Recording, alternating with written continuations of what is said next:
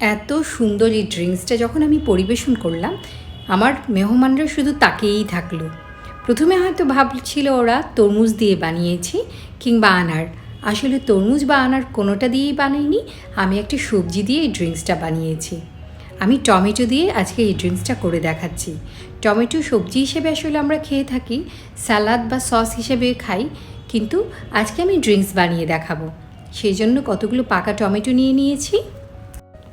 প্রথমে লাল লাল দিকে পাকা কিছু টমেটো ভালো করে ধুয়ে নিয়েছি, তারপর এগুলো টুকরো করে কেটে নিব। আমি এটা রাফ চপ করে কেটে নিব, যে কোনো আকৃতি করে কেটে নিলেই হবে। যেহেতু আমি এটা ব্লেন্ড করব, তাই নির্দিষ্ট কোনো সাইজের প্রয়োজন নেই। আর টমেটোগুলো খুব পাকা হওয়াতে খুব মিহি একটা ব্লেন্ড হয়ে যাবে। টমেটোতে আছে প্রচুর পরিমাণে অ্যান্টিঅক্সিডেন্ট, বিশেষ করে মুখের যে সৌন্দর্য বৃদ্ধি করে কিংবা বয়সের ছাপ কমায়। এছাড়াও অনেক বেশি এত উপকারী, যেটা আসলে বলে আমি শেষ করতে পারবো না।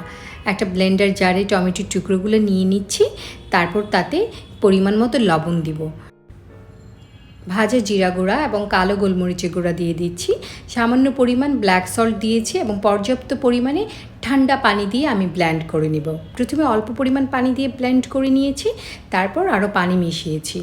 যারা পাল্প সহ খাবেন তাদের ছাকার দরকার নেই, তবে ছেঁকে নিয়ে পানিটা খেলে আরও বেশি টেস্টি হবে এই ড্রিঙ্কসটা।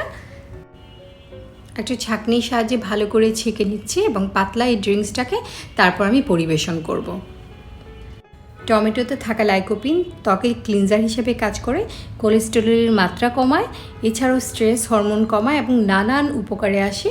বিশেষ করে আমরা যারা স্বাস্থ্য সচেতন তাদের আসলে এই সহজ সরল এবং সস্তা যে ড্রিঙ্কসটা, এটা আমাদের খাওয়া উচিত। প্রতিদিন 1 গ্লাস করে এই টমেটো ড্রিঙ্কসটা যদি আমরা খাই, আমার মনে হয় আমাদের চেহারার উজ্জ্বলতা আমাদের চোখেই পড়বে। আশা করি আজকে ভিডিওটি ভালো লেগেছে। ভিডিওটি যদি ভালো লেগে থাকে আমার চ্যানেলের সাথে থাকবেন আশা করি। লাইক, শেয়ার এবং কমেন্ট করে আপনাদের মূল্যবান মতামত আমাকে জানাবেন। আর আমি চেষ্টা করি খুব সহজ সরলভাবে প্রয়োজনীয় কিছু রান্না দেখাতে। রান্না হোক আয়ের মাধ্যম, আর খাবেন যখন ভালোটাই